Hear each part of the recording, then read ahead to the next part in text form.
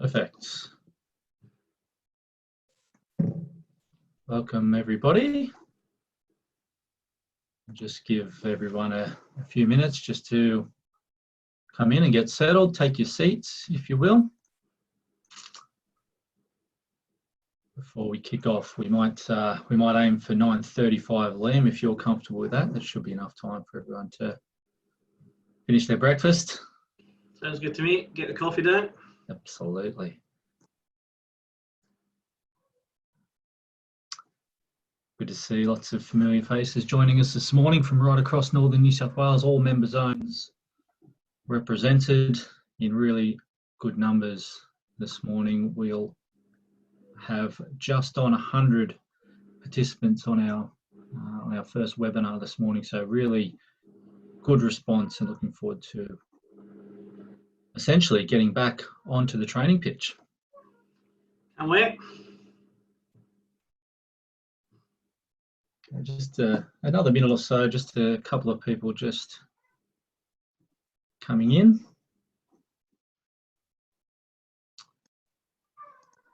Okay. Looks like we're just about there, Liam, so we might kick off if you're ready from your end. I'm ready to go, mate. Okay, good morning everyone. My name is Peter Haynes. I'm the head of football at Northern New South Wales Football, and welcome to our first online series of workshops relating to Northern New South Wales Football's return to training guidelines. I hope that everyone is keeping safe and healthy through these difficult times. And as you know, the impact of COVID-19 resulted in the suspension of all football activities since early March. Since that time, the priority of Northern New South Wales Football has been to safeguard the health and well-being of the community and to undertake its social responsibility to do everything we can to slow the spread of COVID-19 in line with national and state public health orders. Given football is played outdoors, the risk of infection whilst playing is minimal, and now with the rate of infection greatly reduced, it's time to cautiously reintroduce football activity in a staged approach, commencing with the return to training, which comes into effect at 11:59 p.m. this coming Tuesday, which is the 26th of May. The return to training level 1 guidelines that we'll step through this morning offer sound best practice advice on how to keep your members as safe as reasonably possible during the transition back to football, including clarification on the types of activities which can occur, examples of facility usage, and how to conduct training safely. We'll also provide you with a snapshot of the resources available to your club, which are housed in the Return to Training portal at Northern New South Wales Football's website. I'm joined this morning by our Football Operations Manager, Liam Bentley, who will lead you through the workshop. But before I hand over to Liam, I'd like to just go over a couple of pieces of housekeeping. The first one is that we've placed everybody on mute upon arrival in today's webinar. And if you would like to talk with the panel, if you have any issues, would you like to bring anything to our attention, I encourage you to use the chat feature, which is available at the bottom of the screen. And I will also be facilitating a question and answer at the end of Liam's presentation. I encourage you to submit your questions through the Q&A tab, which you'll find at the bottom of your screens also. And encourage you to submit your questions at any time throughout the webinar. We'll address the more popular and the more pertinent questions at the end of the presentation this morning. A reminder to all attendees that the webinar is being recorded and may be used for future training purposes, and that today's webinar, importantly, is not the only opportunity to raise questions or concerns. We encourage all clubs to continue their dialogue with their respective member zones, with their councils, and with Northern New South Wales Football as we move through this return to training phase, with all relevant staff contact information being able to be found at Northern New South Wales Football's website. With all that being said, I'd like to pass over to my colleague, Mr. Liam Bentley, to run us through the guidelines. Thanks very much, Pete. And yeah, firstly, really excited about being back. I'm really excited about the fact that we get to kick a ball around on a pitch again. That's the best thing about this whole experience, getting back onto the pitch. So guys, look, hopefully this will be a quick session that runs you through all these guidelines and then some time for questions at the end as well. Couple of things just to remember, and first, the most important thing to remember about any of the documentation that we provide is that it does not supersede any New South Wales Government public health order or police directive. We hope that things only start to ease and get better and restrictions become less and less, There is an extremely possible scenario where further restrictions are implemented again, and they'll be more severe than the guidelines that we are providing just now. At that point, the government directives will always take place. It may just take us a day or two to catch up on making sure our directives cooperate with that. Again, hopefully that's not a problem, and we don't have to end up going down that path, and we're all moving in a positive direction for the rest of this. So guys, the key document that I'm going to show you is the Return to Training Guidelines, which you would have seen on the portal on our northernNewSouthWalesFootball.com.au. And they are guidelines. That's what they are. They are not regulations. I think that's a really key thing to remember. We ask you to do your best at implementing them. The same way we do our best to socially distance when we're at the supermarket. It might be the odd time we accidentally get a metre and a half within someone trying to reach for the chicken nuggets. But the rest of the time, you're a metre and a half away. You do the right thing, and we'll all get there if we do that. As club volunteers, your responsibility is simply to take reasonable steps to implement these guidelines and assist people at your club to understand. Not your responsibility to deal with people who deliberately or persistently break the public health order. If this happens, you can pause training, ask people to address their behaviour, and hopefully that will make that'll end that situation. So, guys, I am going to share my screen here, and let's. Hopefully you guys can all see my screen now. So look, this document sets out the key information you need to know, and I know most of you will have probably read through it by now. I want to provide a little bit of context to it and a little bit of examples on some of the issues that are key in here. I don't plan to read through this word for word. I want to pick out the kind of key information. I also strongly encourage you, don't download this document and keep it as a PDF and send it out. Keep the link and send the link if you're going to send it to anyone. The reason for us is that these will change as levels change, as different things change, as public health orders change. We will have to be fluid in this situation, and if we download the documents and keep them on our own hard drives, then we won't be looking at the most relevant and recent document. Again, we hope that we'll get positive news moving forward, and we have less restrictions that we need to implement. But we need to make sure we've got the most up-to-date documents for everyone. It's also important to remember, guys, that although the suspension on football activity is being lifted at midnight on Tuesday, that's on the basis that the council has reopened your facilities and the clubs met the council requirements. So the date of resumption may be different from council to council. So guys, just starting to go through the document here, and obviously just a bit of an introduction of the stuff that we already know in terms of social distancing. The part here that I just want to highlight on this page is the COVID Safe app. Look, it's an important part of fighting against COVID-19. It's illegal to force anyone to download the COVID Safe app, so we can't make it mandatory for clubs or volunteers. However, it is a powerful tool in helping authorities trace contacts or positive cases. So we do encourage you to champion it and champion use of that at your club.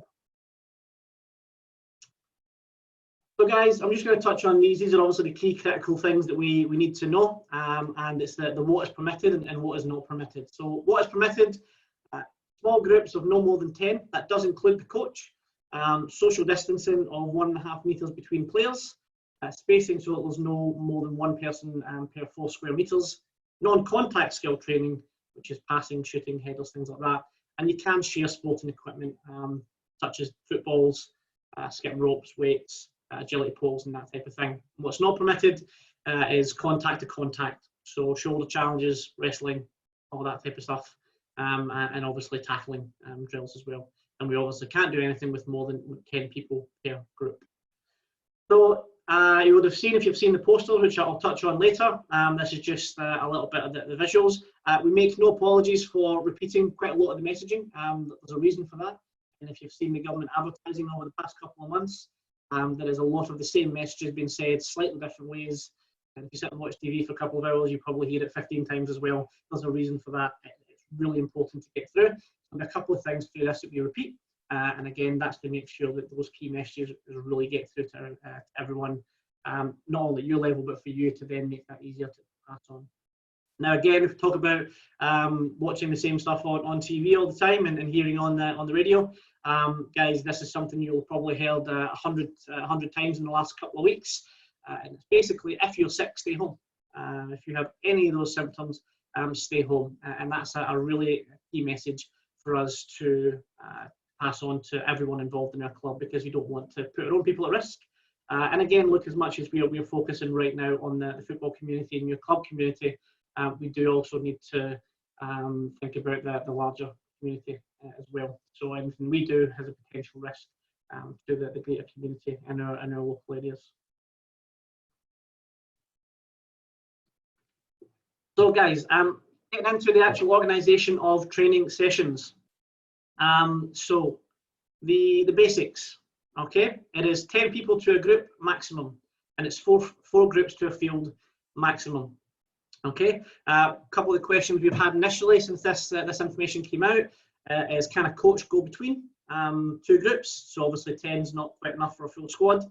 The answer to that is, if the sessions are going on concurrently, no, because that coach is then going back and forth, and if there's any risk of infection, it's going back and forth between the groups. That essentially makes it a group of 20. However, if you do one session at 7 o'clock and another session at 8 o'clock, that's fine. Okay. If you want to use half a pitch for a session, that's absolutely fine, but it's still a group of 10. So whether you're using quarter pitch, half pitch, full pitch, it's still only up to a group of 10, including the coach. If you have other areas, such as spaces for mini roos, specific pitches, then use the size guidelines of around 50 by 30 to be your quarter pitch. That's generally the average size of a quarter full size field. So if you've got mini roos pitches, absolutely use them. If you've got other areas that are 50 by 30, absolutely use them. If you can, guys, have a marshal. If you've got one pitch or more than one pitch, have a marshal there that's just helping remind people of the social distancing. It's not a requirement by any stretch of the imagination, but it's certainly something. Once we're back into the, I guess, the fluid nature of kicking a ball around, we'll just get back into old habits. And just like every other part of our life, football's no different at the moment, and we need to try and change some of those habits. Again, guys, currently all sessions are non-contact. Accidental contact might occur, and that's absolutely fine. The same as in the supermarket. You happen to brush past someone by accident, it's absolutely fine. But we can't set it up to create that contact. Social distancing has to be implemented. Okay, so if you have any drills that you're setting up, and there will be some coaching resources put together by Jared from our coaching team. There will be specific resources out there to help put things together that abide by social distancing. That's certainly something you've got to keep an eye on throughout your whole venue. Apologies. If you have multiple pitches, you can have 4 groups of 10 on each pitch. So the current public health order in New South Wales allows for up to a maximum of 500 people in outdoor premises, provided they're in line with the rest of the public health order, which is groups of 10. Okay, so if you have 2 pitches, you can have 4 groups of 10 on each of those pitches. That is permitted. So some further advice. So again, this is just some more ways to break up. Some further advice, just to pick out a couple of the real key ones here. We recommend that you keep attendance at training. It's not mandatory at all, but it is best practice. We've got a template available, but you can use your own. Or if you've got TMAP or something like that, absolutely do that. If it's too much to do that, and I can understand there's some fairly large clubs out there with a lot of bodies coming and going of a training night, then we suggest at least keeping a log of which teams trained when.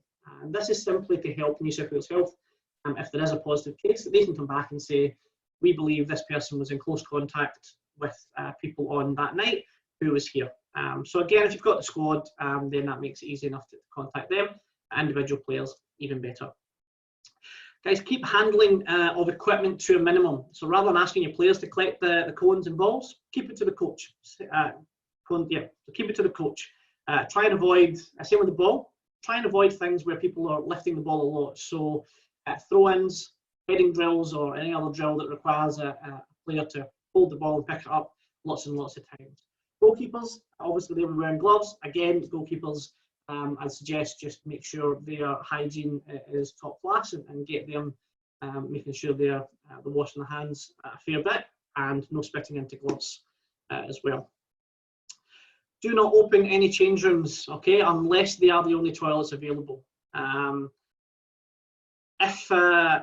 Sorry, I've just lost my place here. Don't open any change rooms unless the only toilets available, in which case ensure your club and everyone at your club knows that they are to be used solely for the purpose of going to the toilet.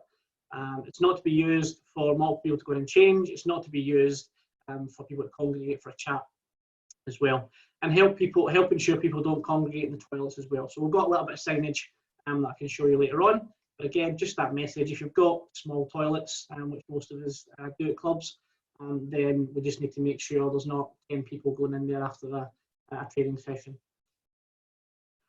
Keep it to essential people only. Okay, so essential people only. I know this is one that strikes the fear into the club volunteers, thinking, well, how am I supposed to police this? Again, this is more of an advice to players, parents, and everyone else. We just want as much social distancing as possible.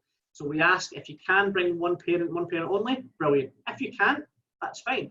If you're a single parent or mum or dad are working and the other parent is taking the kid to training and there's another couple of kids that go with it, that's absolutely fine. It's not a problem. What we're trying to do here is just minimise.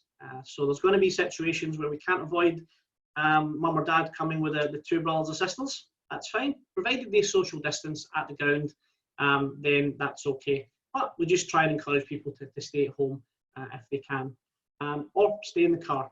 Again, there's plenty of grounds where the cars are parked, they can see the ground.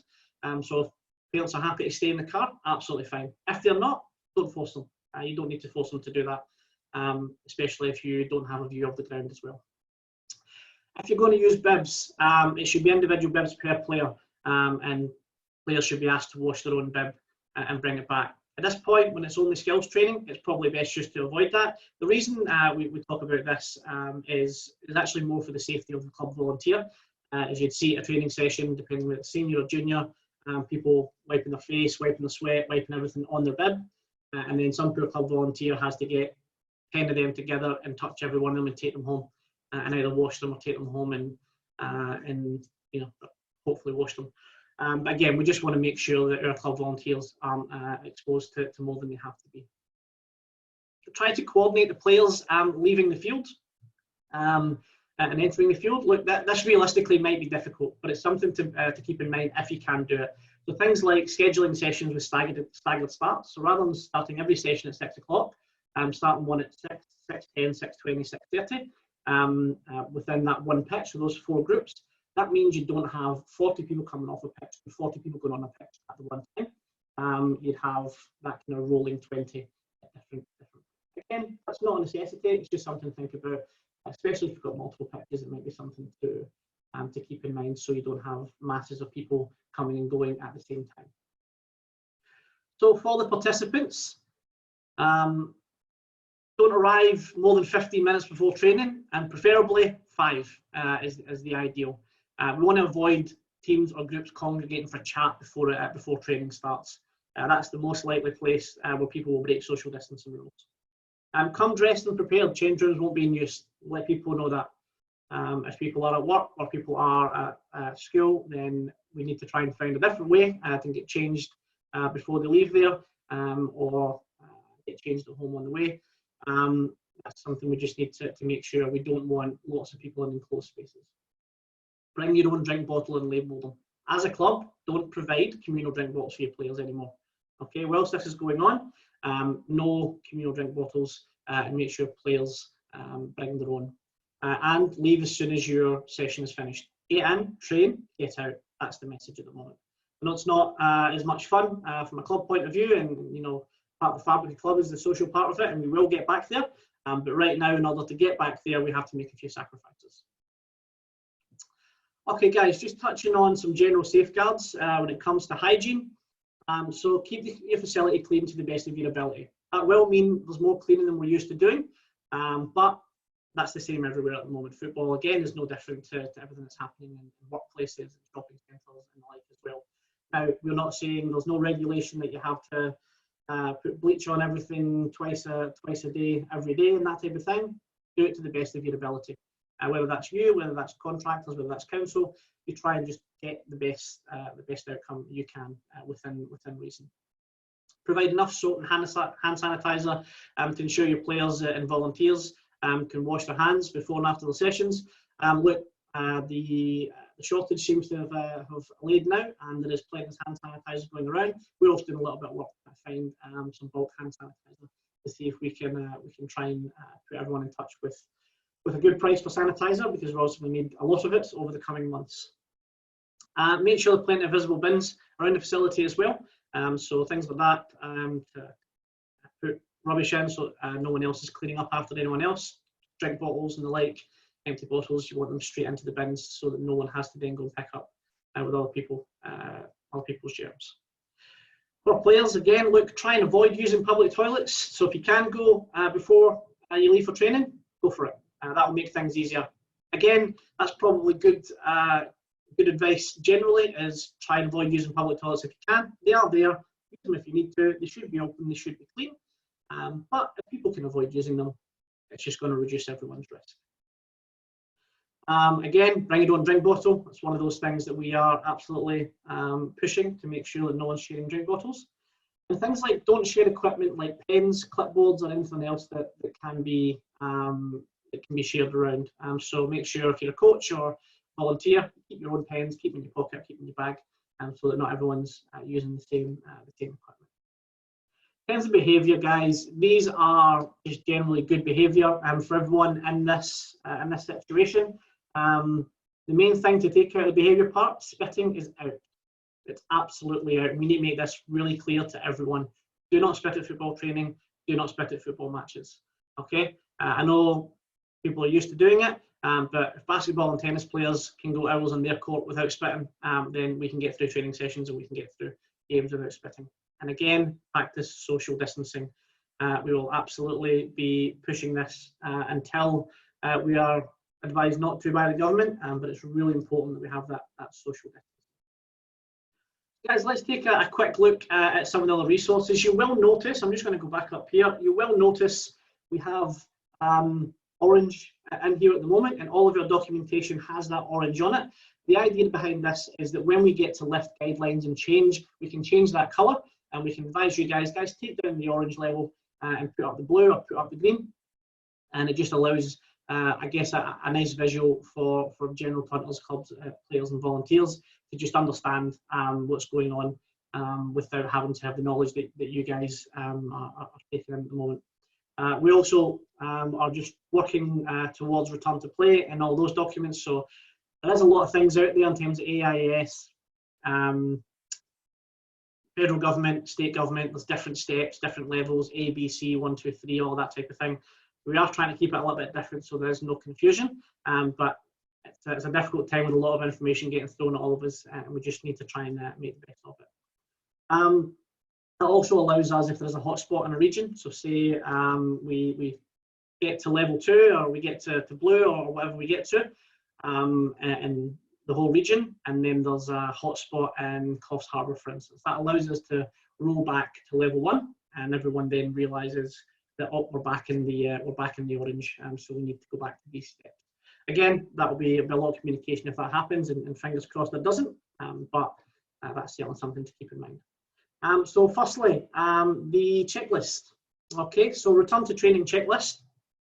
This is to assist you guys in remembering that key information. So this is like a 2-page tick box for you, just to, I guess, to make sure you're comfortable with everything that's been outlined in those guidelines.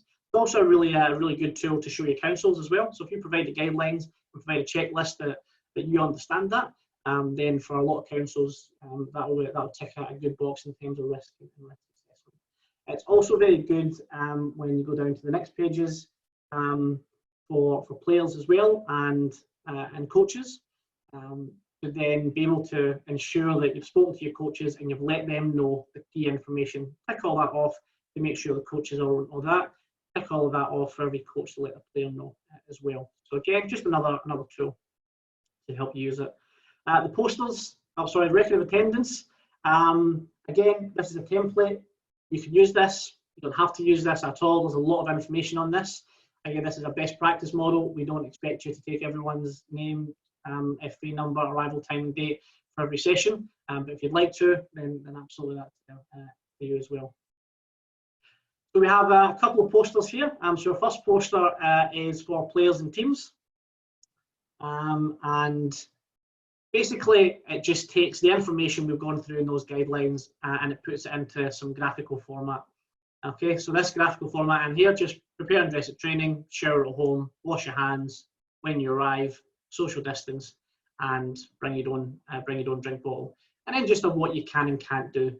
So non-contact gel training, up to 10 people, can't do contact, no spitting. And again, for the 100th time and the last couple of weeks, don't come to training if you exhibit any of these symptoms. There's a similar poster for the coaches as well, and it's basically mostly the same, except a little bit about ensuring people don't use change rooms, maintain records, and provide regular breaks.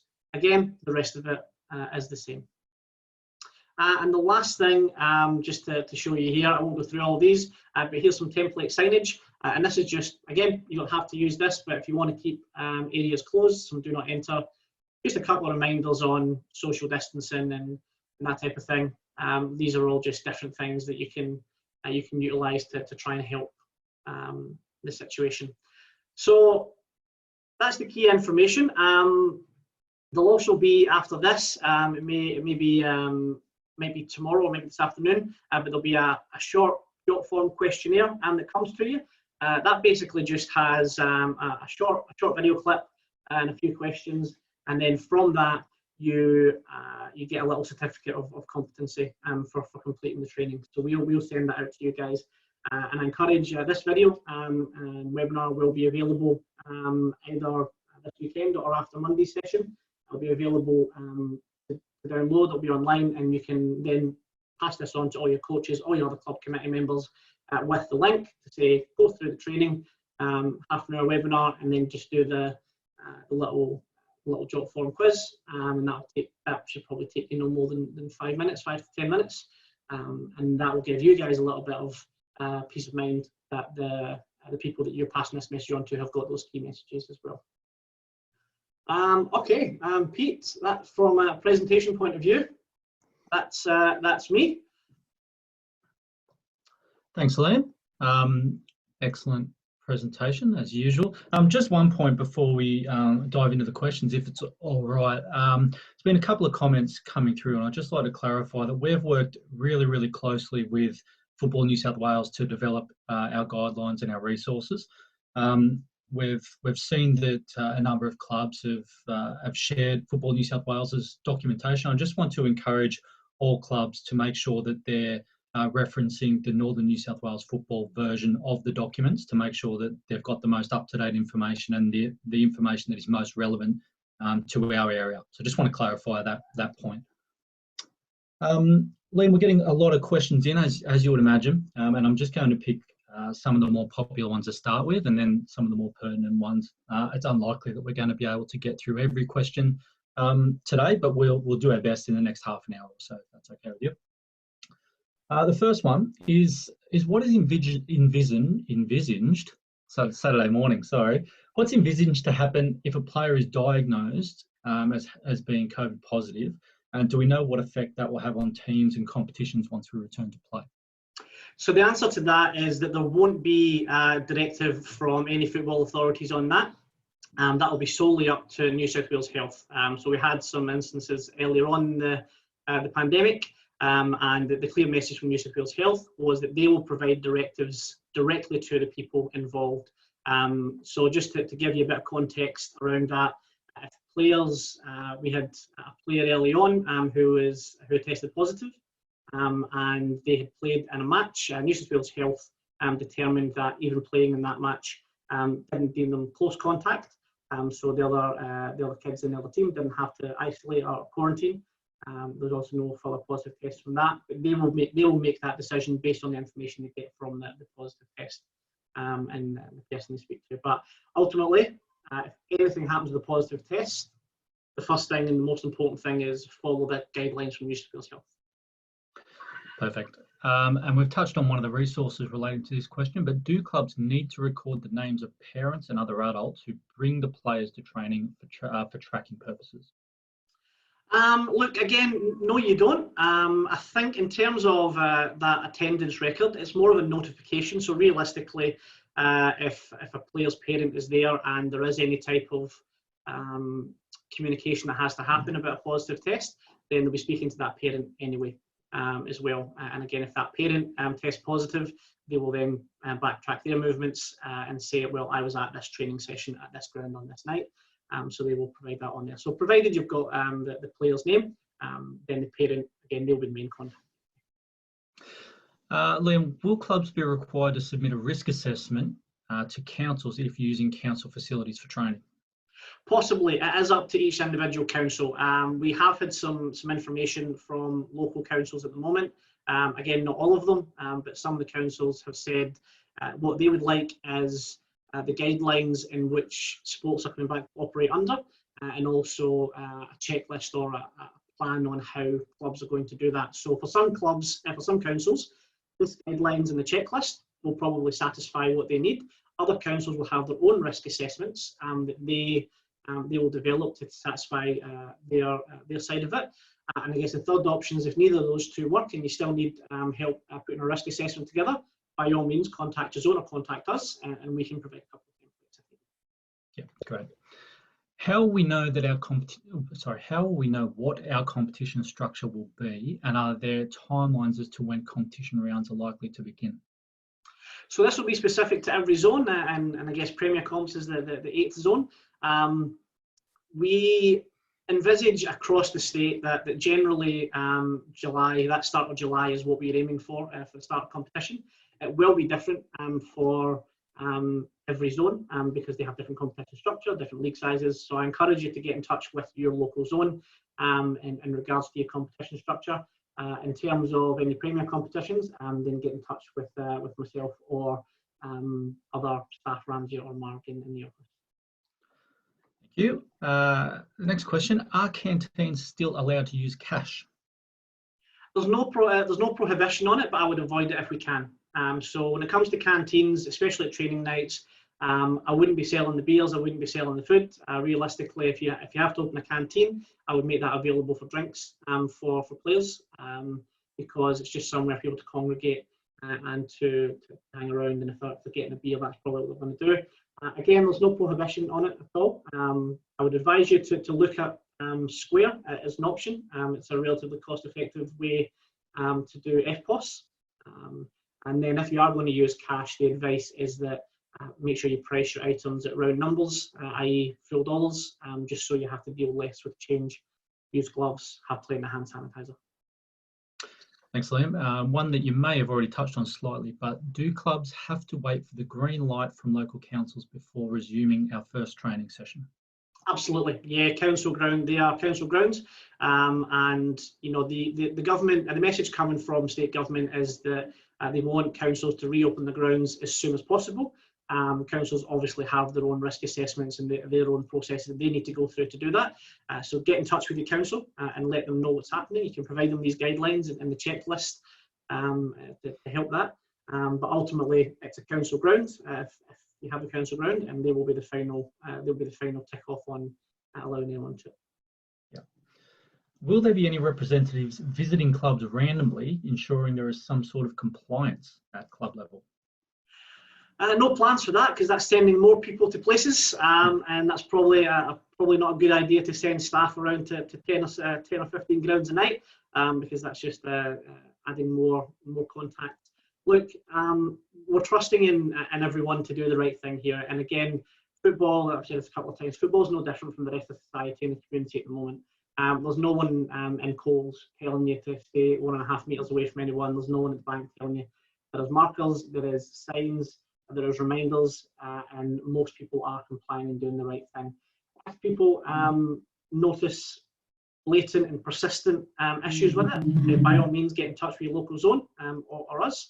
But there won't be random spot audits at the moment, and I would be very clear that breaking the 10-person limit and not adhering to social distancing is not Northern New South Wales Football you have to answer to. That's the government and the police you have to answer to. That is a public health order, and that's not an order of Northern. Yeah, great. Liam, where do we find the checklist, posters, and other resources that we can use at our club? So if you just jump onto northernnswfootball.com.au, a big banner at the front, it's the front page story. Click into that, and there is a bit of a blurb there and a couple of nice bright links that look exactly like what you've just seen, that shows you all of those different documents. Yeah. Another question related to canteens. Are there any specific guidelines related to the use of canteens?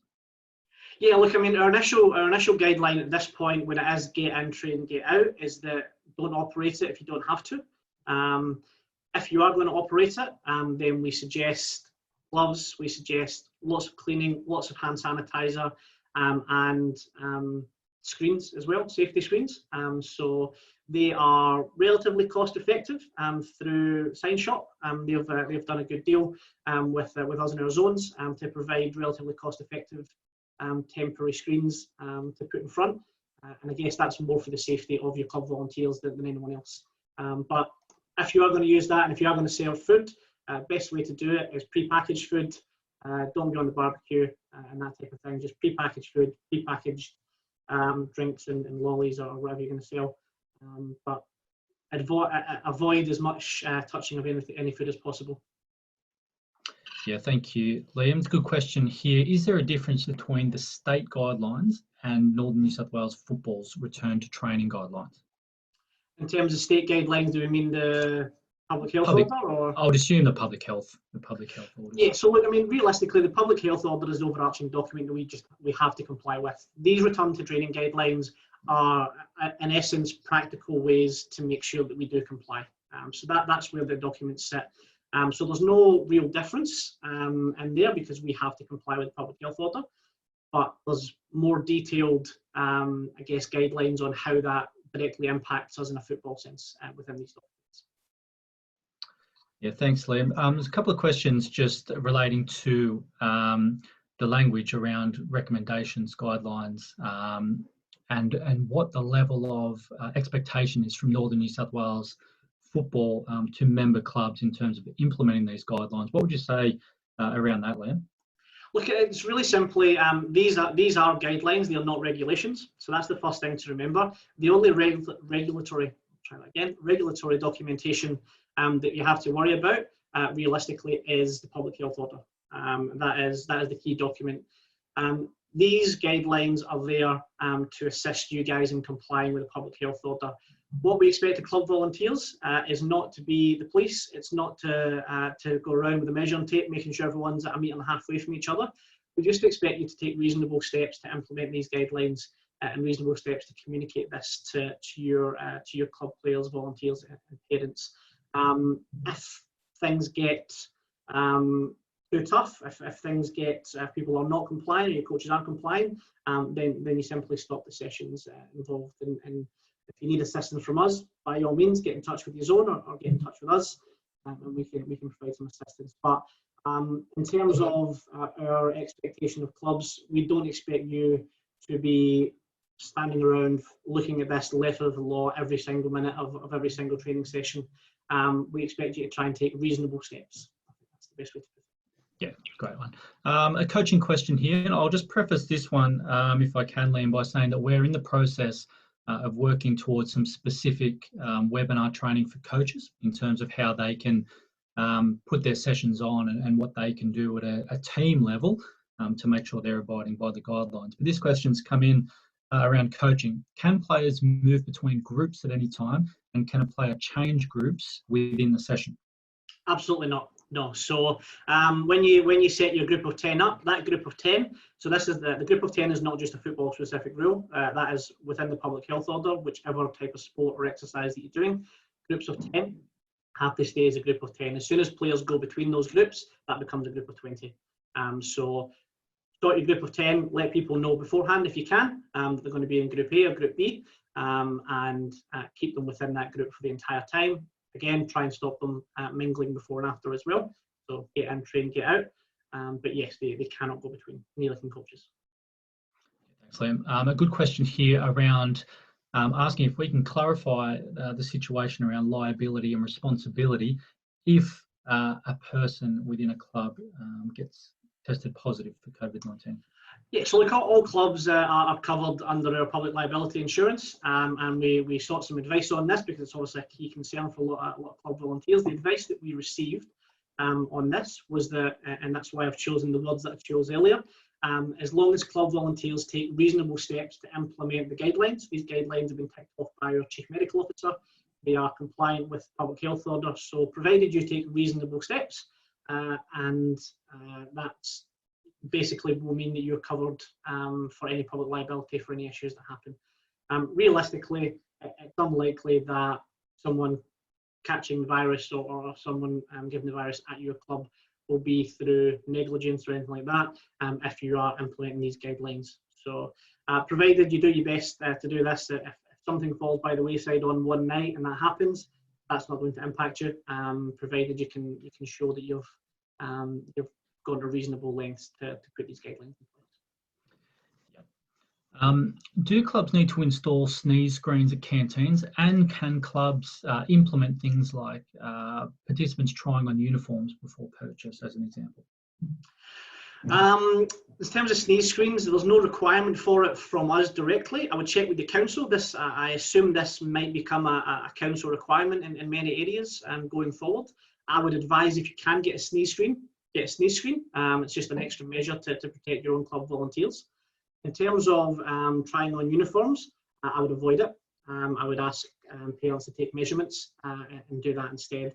I know it will be a bit more difficult, but we're probably not going to get through this whole crisis without making a couple of sacrifices. And I think trying on uniforms is probably going to be one of those things. Like, say, still in the shops, change rooms are closed, Kmart and whatever. So there'll be no one else we're trying on clothes that other people will try on. Will the sessions for coaches and your questionnaire that you've developed be compulsory before returning to training? No, it won't. So we did speak about this originally. If we thought there was going to be another level of framework specifically from the New South Wales government, that didn't happen. So no, we just expect that everyone complies with the public health order, because that's the only governing documentation that exists at the moment.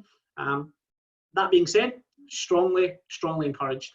I would try and make sure that once this webinar goes live and is available to send around or to tag people into, that you have as many of your club volunteers and club coaches go through this and go through the questionnaire as well. Again, just for peace of mind, this is when we talk about those reasonable steps in terms of liability, that if you say, look, all of my volunteers and all of my coaches watched the webinar, got our certificate of competency, that's a pretty good reasonable step to set your foot off on. Yeah, absolutely. Lots of coaching questions coming through now. Is there a limit? Is there a time limit for each training group of 10 participants? No, not at the moment. There's no time limits at the moment. And the group of 10 is inclusive of the coach, isn't it, Liam?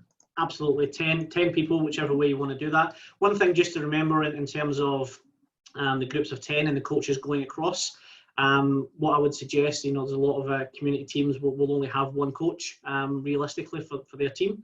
I'd suggest that coach puts their plan together, the training session plan together, and there's plenty available on our resources. But put that together and then have another parent implement that same coaching plan and that same coaching session with the remainder. So if you split them into two groups of 8, if you've got 16 players or the like, that'd be a way to get around that. Yeah.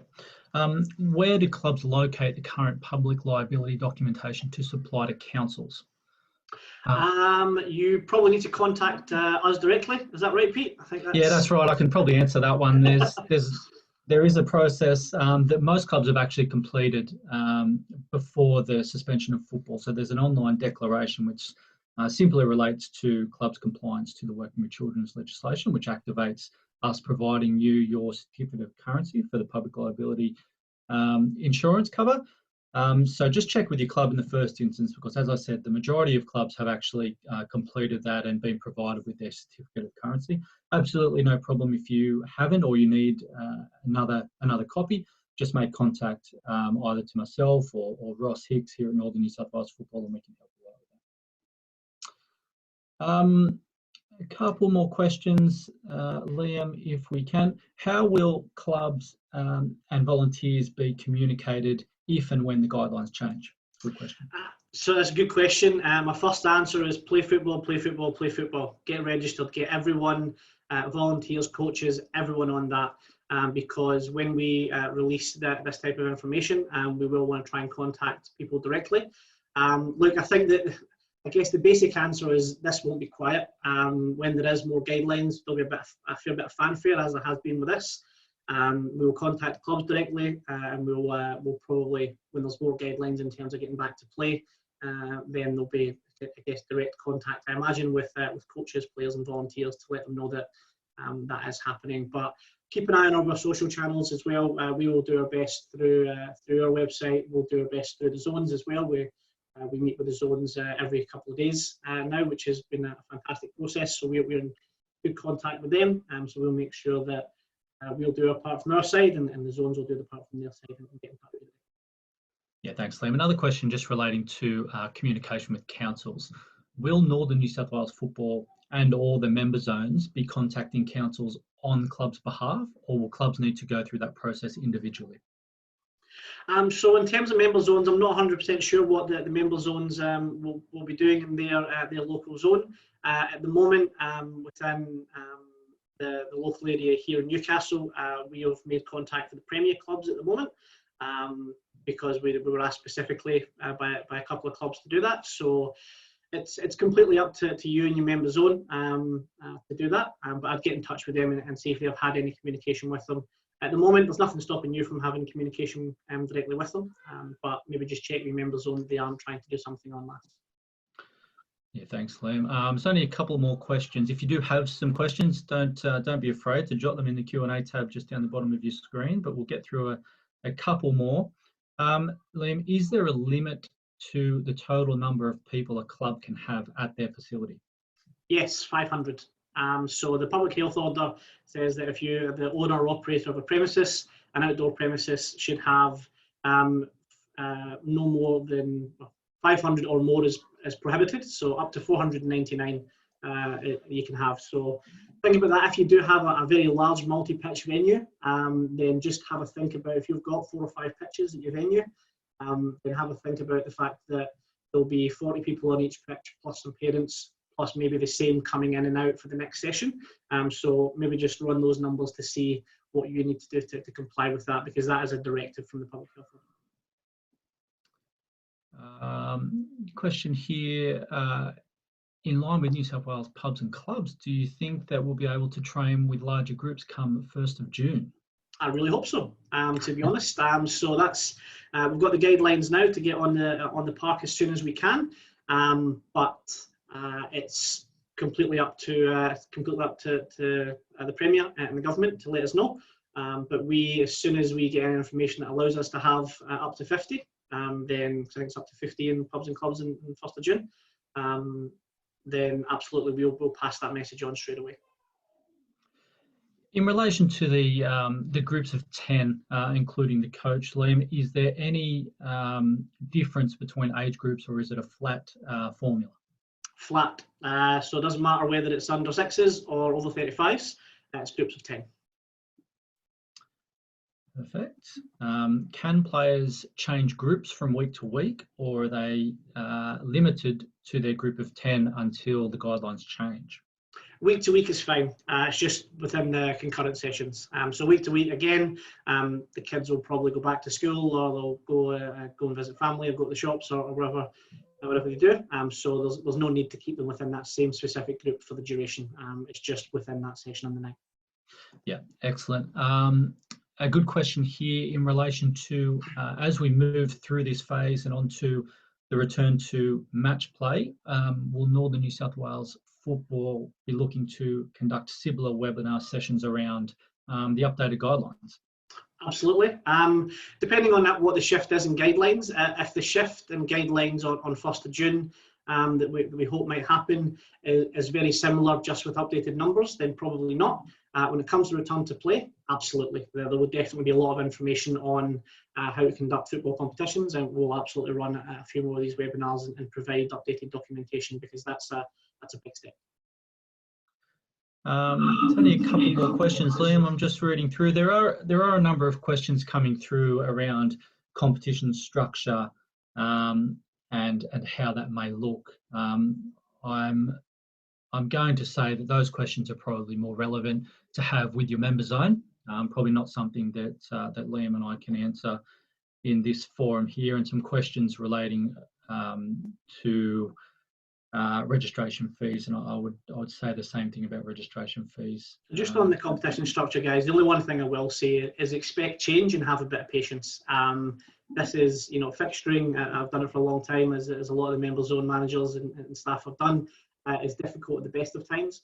We're obviously in a pretty unique situation where we need to confirm who's continuing to play and who's not.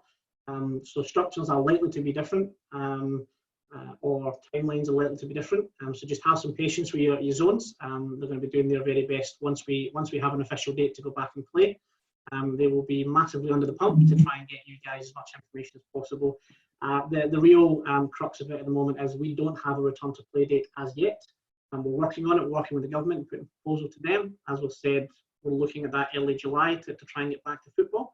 But until we get that confirmed date, then we can't and your zone can't provide you with a confirmed structure. Thanks, Liam. I'm just making my way through a couple of questions here. There's a question. The guidelines return to training level 1 have a lot of additional admin printing costs. How is this extra cost being funded at club level? Clubs are going to have less income through no canteens possibly, and potentially a number of participants being reduced in 2020. Do you have any advice for clubs around how they may seek some financial support? Look, it's difficult at the moment. The short answer is no. I don't have a magic wand to try and get us more money. We're all suffering through this. Staff, volunteers, players, local businesses as well are really suffering through it at the moment. I don't have any particular advice on it in terms of printing costs to lower them. What I'd suggest is in the next couple of days there's going to be social media tiles, versions of the posters and the key information. So I would suggest that the first thing we do is we get these information and posters direct via email to your participants. I think that's a really key thing in terms of printing. Minimise it as much as we can, but there's not an easy answer to that, I'm afraid. Yeah, absolutely. Probably got time for one more question, and it's probably a good segue to closing today's webinar off. But can our members view this webinar at a later date, Liam? Absolutely. So the idea is, now I'm not sure on the technical part of it, of when this will be available to go out, but yes, this will be available. The idea is that this information is available for you to pass on to all of your club volunteers and coaches, so they're aware of the same information you are. Yeah, thank you. That's the majority of the questions that have come through. As I mentioned just briefly before, a number of questions around registration fees and are we having a conversation around that. I think that's something we'll pick up at a later date, probably not directly linked to the guidelines, so we might pick that one up a little bit later. Liam, that's pretty much all of the questions. You've done a fantastic job covering all of them off, but before I just pass over to you just to finish off, I just wanted to make sure that we're very clear in the fact that today is not the only opportunity for you to raise your questions or raise your concerns or ask for support. We're obviously here to support you through the return to training, as are your zones, as will be your councils and each other as a football family and a network of volunteers. I think that's really important to continue the dialogue, continue the discussion, and don't hesitate to make contact and get your questions answered. So over to you, Len. Guys, I just want to say thank you for your attention for an hour and listening to my crazy voice. Just wash your hands, social distance, and if you need our help, reach out. Your zones are working really, really hard for you at the moment. We're working really hard for you to try and get as much information as we can to you as soon as we can. If you need any help with anything, please reach out. And don't forget our next session, if you do know any of your club members that really want to get on the session, Monday night, 6:30, your club should have the registration link, but I'm sure we'll be sending it out before Monday again. And I encourage you to pass that on to anyone that you feel would be of benefit. Thanks again. Good morning from me. And from me. And all the best with your return to training. Thank you.